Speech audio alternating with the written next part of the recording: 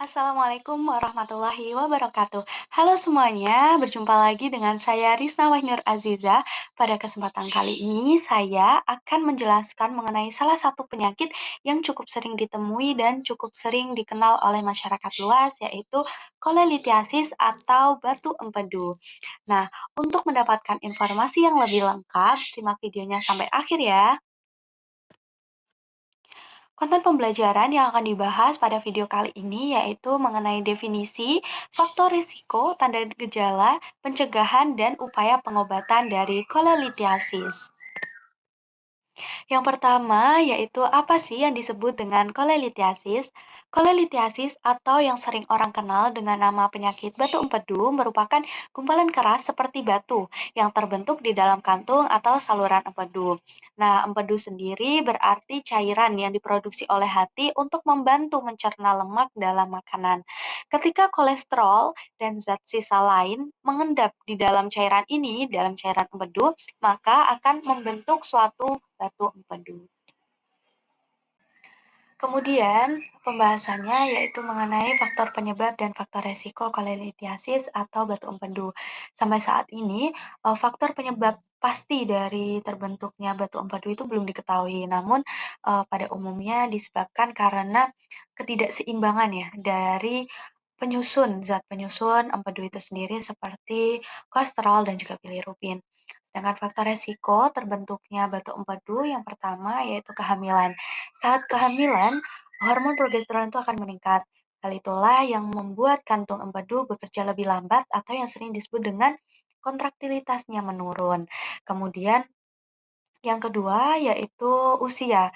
Usia lebih dari 40 tahun memiliki risiko yang lebih tinggi untuk mengalami terbentuknya batu empedu. Hal ini dikarenakan dengan bertambahnya usia itu akan lebih banyak menghasilkan kolesterol dalam empedu.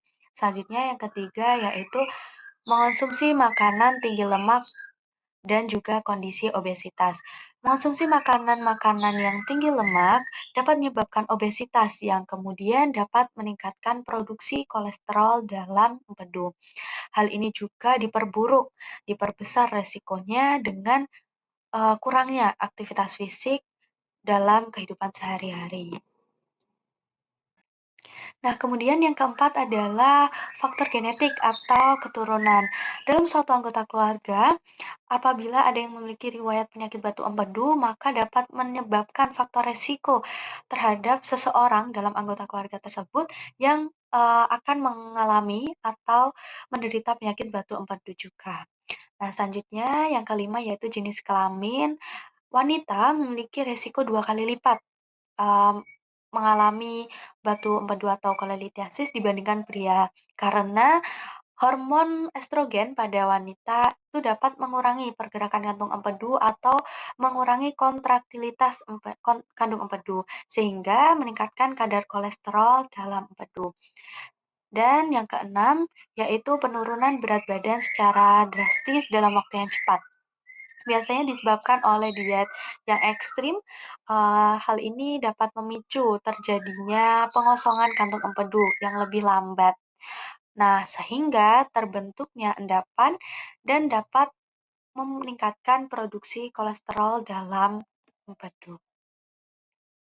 Nah, pembahasan selanjutnya mengenai tanda dan gejala kolelitiasis atau batu empedu. Yang pertama yaitu adanya nyeri pada perut bagian kanan atas. Nyeri ini bisa timbul selama 30 sampai 60 menit setelah makan dan berakhir beberapa jam, kemudian bisa kambuh lagi. Terlebih ya, saat kita mengonsumsi makanan-makanan yang pedas atau makanan-makanan yang berminyak. Kemudian yang kedua nyeri pada ulu hati atau epigastrium. Nah, nyeri pada ulu hati bisa menjalar ke tulang belikat kanan atau tulang punggung di punggung bagian tengah. Kemudian ada juga gejala mual, muntah, dan kehilangan nafsu makan. Ada demam dan mudah lelah, serta apabila sudah terjadi komplikasi yang lebih lanjut dari penyakit batu empedu ini dapat menimbulkan kulit dan mata berwarna kuning atau biasa yang disebut dengan ikterik. Namun, tidak semua kolelitiasis atau batu empedu itu menimbulkan gejala yang bisa dirasakan, seperti itu. Kemudian pencegahan batu empedu atau kalelitiasis.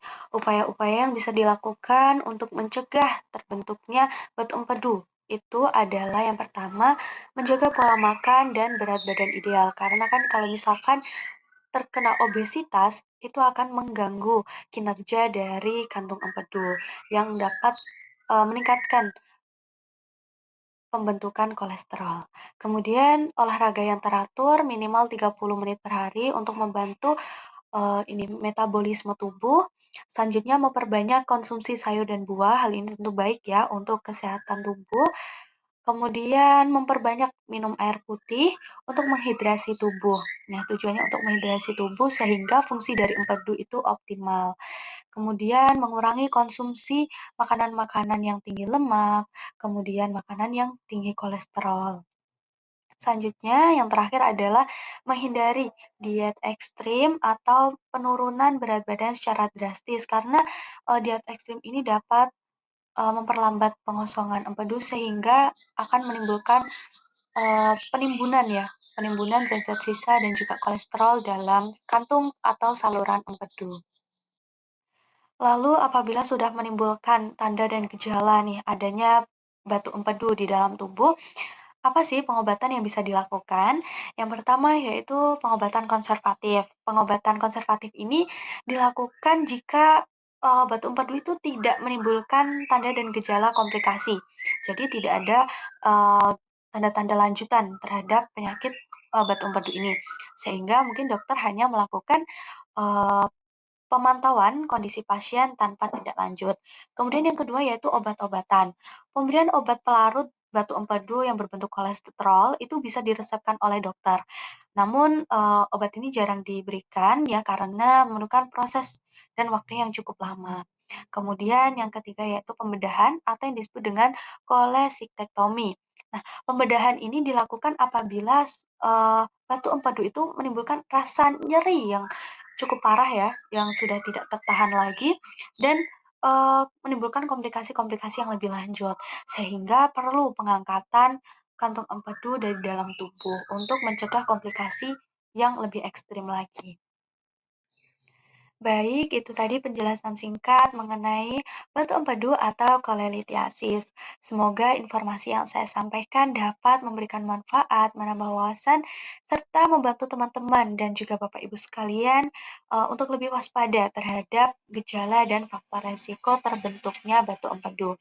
Nah, jika dirasa Bapak, Ibu, dan teman-teman sekalian mengalami gejala-gejala atau tanda yang seperti saya sebutkan di awal, jangan ragu untuk langsung datang ke tempat pelayanan kesehatan atau ke tempat fasilitas kesehatan terdekat untuk mendapatkan penanganan yang tepat sehingga tidak telat untuk didiagnosis. Nah, terima kasih sudah menonton sampai akhir. Mohon maaf apabila ada kesalahan dalam tutur kata dan juga perbuatan. Sampai jumpa di video berikutnya. Wassalamualaikum warahmatullahi wabarakatuh.